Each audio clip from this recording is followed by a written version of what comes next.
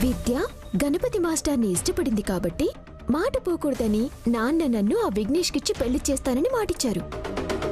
ఇప్పుడు జైలుకి వెళ్లిన వాడికి నాన్న చచ్చిన విద్యనిచ్చి పెళ్లి చేయడు. అప్పుడు నేను విద్య కోసం త్యాగం చేసినట్టు నటించి విద్యకి ఆ విఘ్నేష్కి పెళ్లి జరిపించమని చెప్తాను. వేరే దారి లేక నాన్న విద్యకి ఇష్టం లేకపోయినా పెళ్లి చేసేస్తారు. లక్క పిడతలా ఇంతుంది, చిటికలో దీని బుర్రలో ఇంత పెద్ద ఆలోచన పుట్టిందంటే ఇది మామూలుది కాదు. నా తమ్ముడికి విద్యతో ముడిపెడుతుందని నేననుకుంటుంటే ఇదేంటి ఇలా అంటుంది? అయినా ఇది అనుకున్నంత మాత్రాన అలా జరుగుతుందా? ముందు విద్య పెళ్లి చెడగొట్టి తర్వాత నా ప్లాన్ నేను అమలు చేయాలి.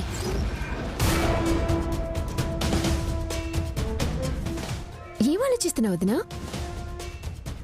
నీ తెలివి చూస్తుంటే ముచ్చటేస్తుంది. నన్ను పొగుడుతూ ఆలస్యం చేయకుండా ముందే విషయం విద్యకి చెప్పొదినా? అలాగే. మనకంటే ముందే విద్యకి తెలిసి స్కూల్కెళ్ళిందేమో. ఫోన్ చేస్తే కదా తెలిసేది. రింగ్ అవుతుంది. వదినా స్పీకర్ ఆన్ చేయి. హలో వదినా, ఎక్కడున్నావు విద్య? ఇంటికి బయలుదేరాను వదినా. చెప్పు, ఏమైనా తీసుకురావాలా? మనసులోని బాధ పోవడానికి ఏమైనా టాబ్లెట్స్ ఉంటే తెచ్చుకోమ్మా. నువ్వేమంటున్నావో అర్థం కాలేదు వదినా. గణపతి మాస్టర్ని పోలీసులు అరెస్ట్ చేశారని చెప్పి టీవీలో బ్రేకింగ్ న్యూస్ వస్తుంటేను అర్థం కాక నీకు చేశాను.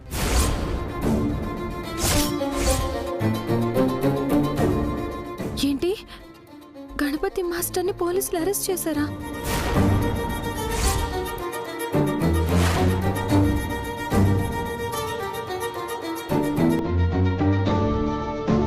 గణపతి గణపతి ఆంటీ, అయ్యో ఆంటీ, ఆంటీ.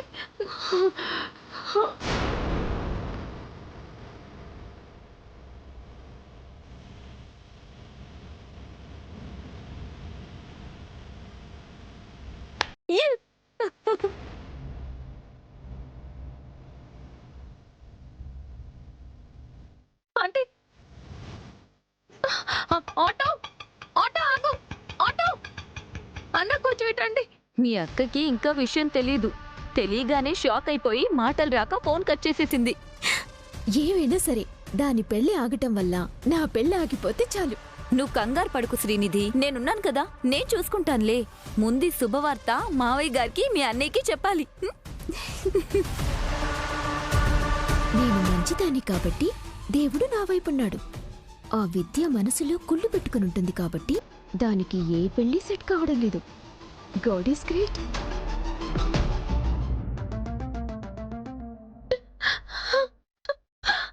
ఆంటీ,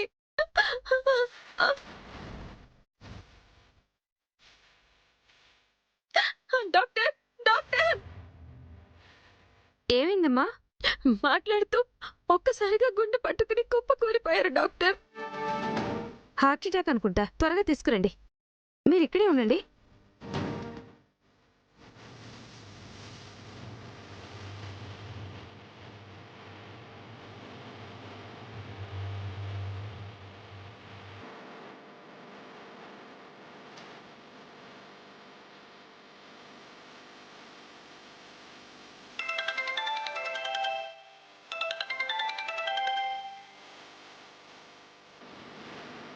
హలో అక్క, ఎక్కడున్నావు? నువ్వు చెప్పించోడికి వచ్చానే. ఆంటీకి హెల్త్ బాగోలేదు, పక్కనే ఉన్న హాస్పిటల్కి తీసుకొచ్చాను.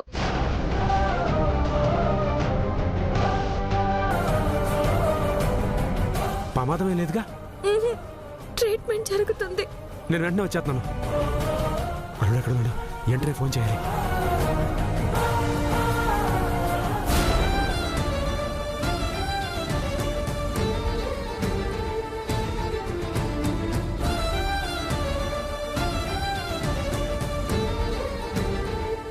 క్షమించండి ఆంటీ, నా వల్లే మీకు ఇలాంటి పరిస్థితి వచ్చింది.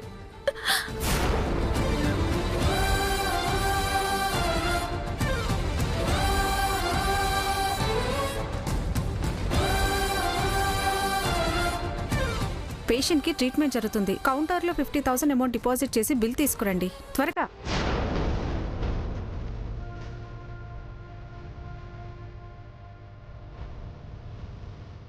ఇప్పుడు అంత డబ్బు అంటే ఎలా?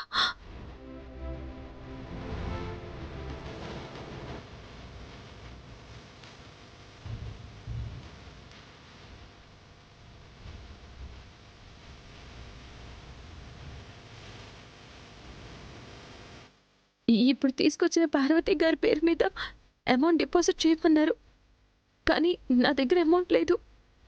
ఈ గాజులు తీసుకుంటారా?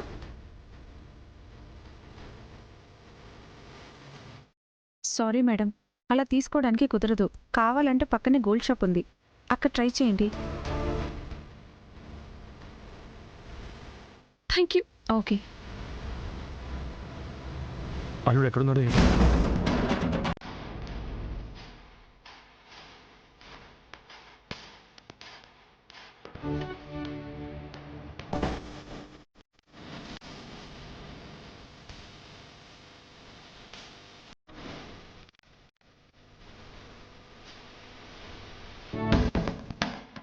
మేడం, పార్వతి గారి పేరు మీద డిపాజిట్ చేయండి.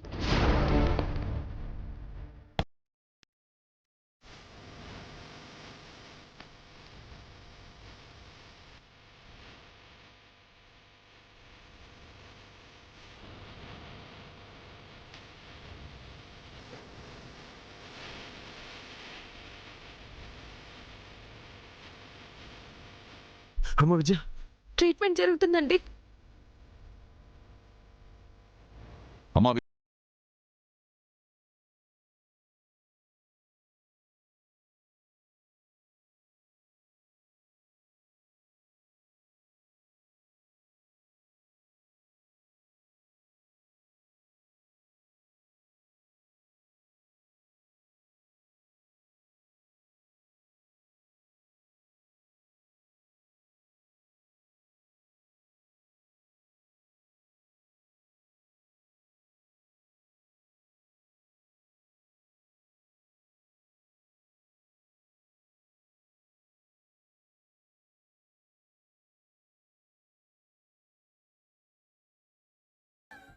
సమయానికి హాస్పిటల్కి తీసుకొచ్చి జాయిన్ చేశావు.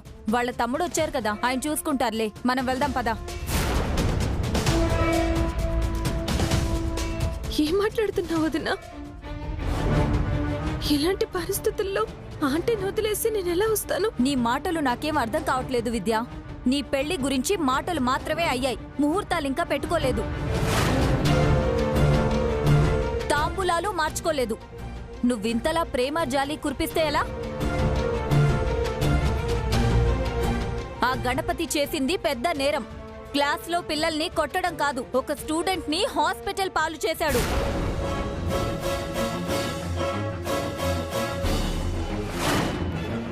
కేసు చాలా పెద్దదైంది. 2 ఏళ్లైనా శిక్ష పడుతుంది. మాస్టర్ ఉద్యోగం కూడా పోతుంది. ఇంకలాంటప్పుడు మనకి పెళ్లి సంబంధం అవసరమా? నాలుడు పిల్లలతో చాలా ప్రేమగా ఉంటాడు, పిల్లల మీద చేయి కూడా ఎత్తాడు. అలాంటిది ఆసుపత్రి పాలయ్యేలా కొట్టాడంటే నేను నమ్మను. కాకి పిల్ల కాకికి ముద్దు అని మీ అల్లుడు మంచోడని మీకనిపించొచ్చు. టీవీ వాళ్ళు నిజం లేకపోతే ఎందుకు చెప్తారు? పోలీసులు ఎందుకు అరెస్ట్ చేస్తారు? నిజమే కదా దివ్య, ఈ సంబంధం మనకు అవసరమా? ఈ విషయం ఇప్పటికి మనకు తెలిసిందే. రేపటికి చుట్టుపక్కల అన్ని వాళ్ళకి తెలుస్తుంది. పేపర్లో అతని ఫోటో కూడా వేస్తారు. ఫోటోతో ఊరుకుంటారా? ది గ్రేట్ ఆదినారాయణ కూతుర్ని పెళ్లి చేసుకోబోతున్నాడు అని మావయ్య గారి పేరుని పెద్ద అక్షరాలతో లక్షణంగా కనబడేలా వేస్తారు.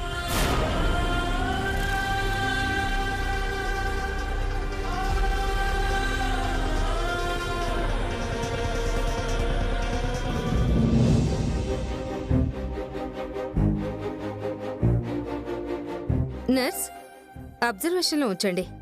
శ్రీశైలం గారు, జాగ్రత్తగా చూసుకోండి, మేము వెళ్తున్నాం.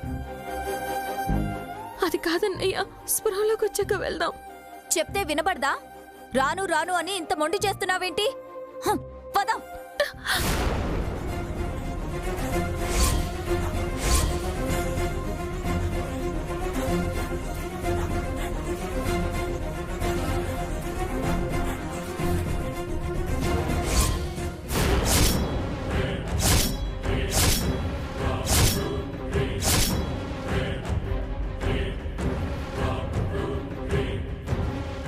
చేతి బంగారు గాజులు ఏమయ్యాయి?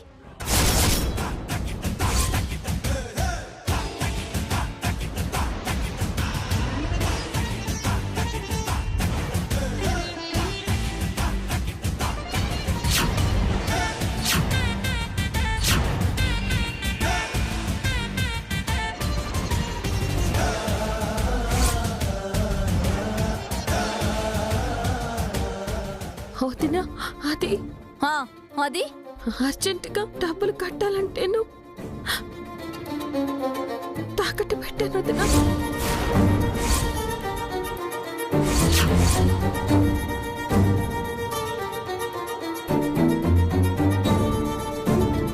చూసారా మావయ్య, ఇది వాళ్ళ పరిస్థితి. హాస్పిటల్ ఖర్చులు కూడా భరించలేని వాళ్ళు రేపు విద్యని ఏం చూసుకుంటారనేదే నా అనుమానం. పెళ్లి కాకముందే హాస్పిటల్ ఖర్చులకి మన అమ్మాయి చేతి గాజులు వాళ్ళకి దిక్కయ్యాయి. రేపొద్దున్న గణపతి జైలుకి వెళ్తే పోలీసుల చుట్టూ కోర్టుల చుట్టూ తిరగడానికి మన ఇంట్లో ఉన్న బంగారం అంతా కావాలి. మీ అమ్మాయికి చివరికి బంగారం అన్న పేరు మాత్రమే మిగులుతుంది మావయ్య. అల్లుడు తప్పు చేయడు, అలాంటి అవసరం రాదు. అనవసరంగా మీరు చాలా దూరం ఆలోచిస్తున్నారు. ఆడపిల్లనిచ్చేవాళ్ళం ఆ మాత్రం ఆలోచించకుండా ఎలా ఉంటాం? మీ ఇంట్లోనూ ఉన్నారు కదా ఆడపిల్లలు, మీరు ఆలోచించరా? చూడు విద్య, నువ్వు కేవలం అతను మాస్టర్ అనే కారణంతోనే అతనితో పెళ్లి కొప్పుకున్నావు. ఇప్పుడు అతని ఉద్యోగం పోతుంది, జైలుకి వెళ్తాడు.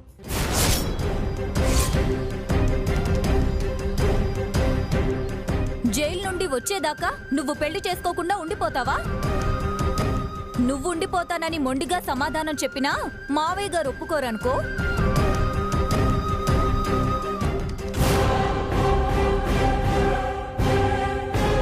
విద్య, హాస్పిటల్లో ఈ డిస్కషన్ అంతా ఎందుకు? ఇంటికి వెళ్దాం పదా. మావయ్య, అల్లుడు మాస్టారు, అమ్మ ఎలా ఉంది? అమ్మకి ట్రీట్మెంట్ నేను చూపిస్తాను పదండి.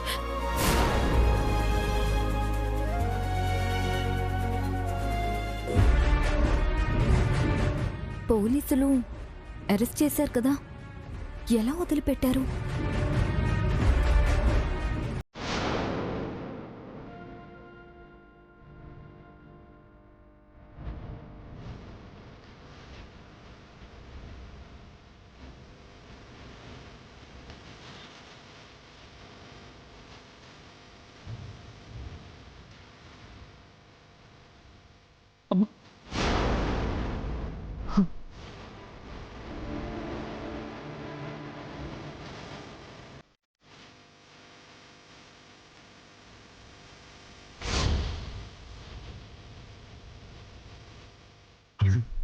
బాధపడ మాకు, అక్కడికి ఏం కాదు, ఏం కాదు. అసలు పోలీసులు నిన్న అరెస్ట్ చేయడం ఏంట్రా? నువ్వు పిల్లల్ని కొట్టబెట్టి అసలు ఏం జరిగింది?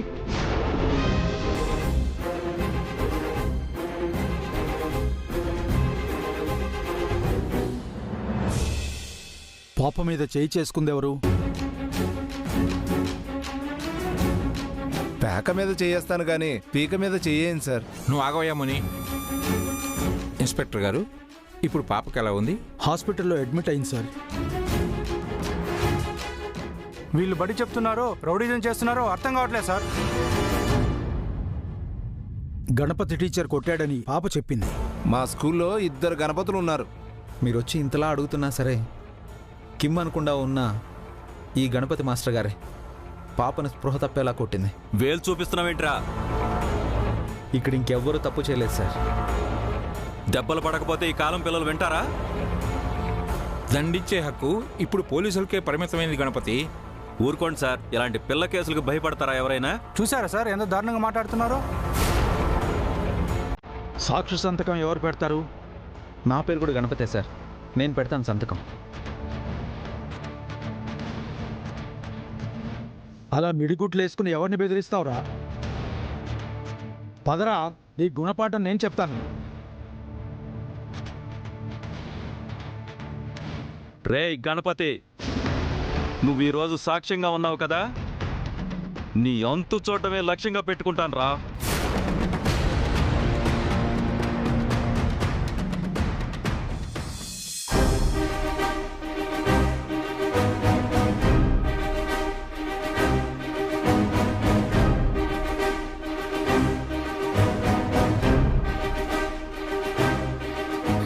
మావయ్య, గణపతి మాస్టర్ అని టీవీలో చూపిస్తేను. ఆ గణపతితో ఎప్పుడైనా నీకు ప్రాబ్లం రావచ్చు. నీకు ఎలాంటి ప్రాబ్లం లేకుండా ఆ ఏరియా కౌన్సిలర్తో నేను మాట్లాడతాను. రై మురళి, ఫోన్ చేయి. అలాగే నాన్న.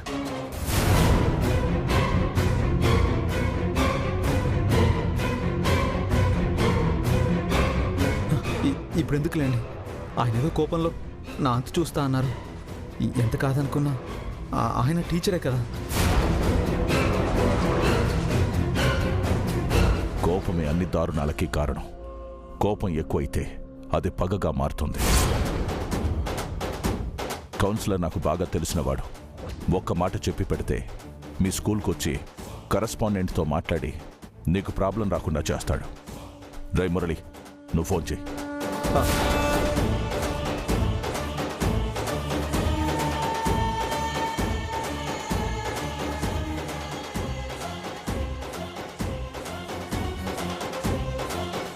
నాన్న, ఫోన్ రింగ్ అవుతుంది కానీ లిఫ్ట్ చేయట్లేదు. సరే, తర్వాత తనే చేస్తాడులే. ఏండి, మీరు పెద్దోరు, ఎంత చిన్న విషయానికి మీకెందుకండి శ్రమ? మేము చూసుకుంటానులేండి. అవసరం అనుకుంటే ఆయన నెంబర్ మాకిస్తే మీ పేరు చెప్పి మాట్లాడతామండి. గణపతి, ఆ నెంబర్ నీకు సెండ్ చేస్తాను. అలాగేనండి. డాక్టర్, మా అమ్మకి ఎలా ఉంది? ఆల్రెడీ తను హార్ట్ పేషెంట్. మీరెంత కేరింగ్గా చూసుకోవాలి. షాక్కి గురయ్యే విషయాలు అస్సలు చెప్పకూడదు.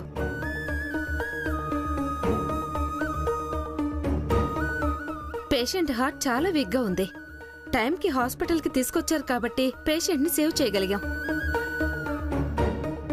ఇకపై ఎలాంటి షాకింగ్ న్యూస్ ఆవిడికి అస్సలు చెప్పకూడదు.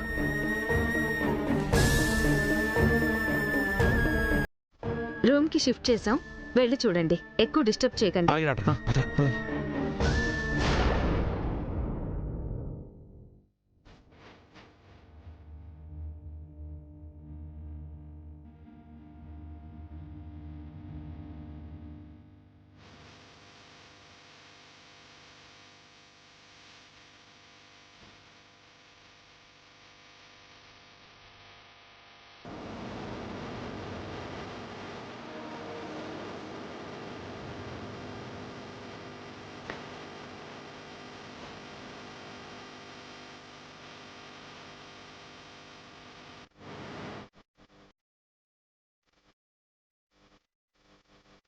గణపతి, నీకేం కాలేదుగా? పోలీసులు నిన్ను అరెస్ట్. లేదమ్మా, అరెస్ట్ చేసింది వేరే గణపతి మాస్టర్. విద్య ఎదురా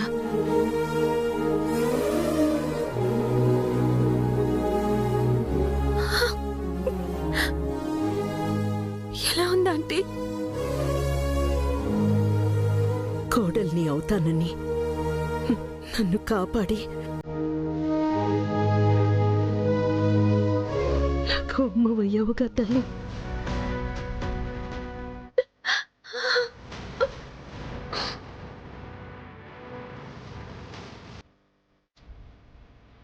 నమస్కారం అన్నయ్య గారు. అయ్యో, లేవద్దమ్మా, పడుకోండి.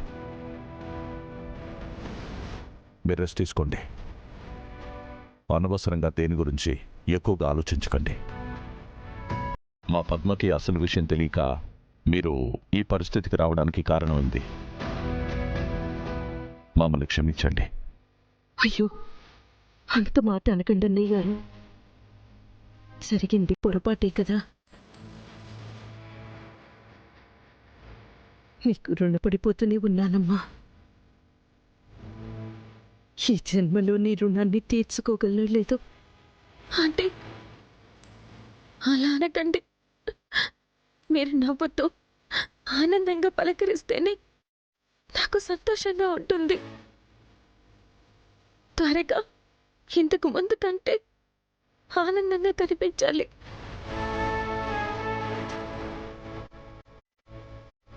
అలాగే అమ్మా. సరే మేము వెళ్ళొస్తాం. అలాగే అన్నయ్య గారు.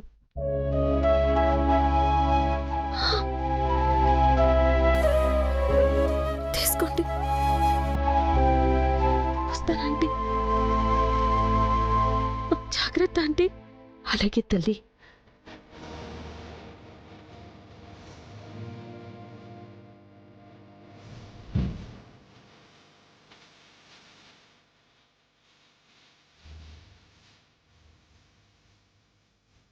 ఇంత చిన్న విషయానికే నువ్వు ఇలా అయిపోయావా అమ్మా? అదే నేను మాస్టర్ని కాదు అని తెలిస్తే ఏమైపోతావోనని భయంగా ఉందమ్మా.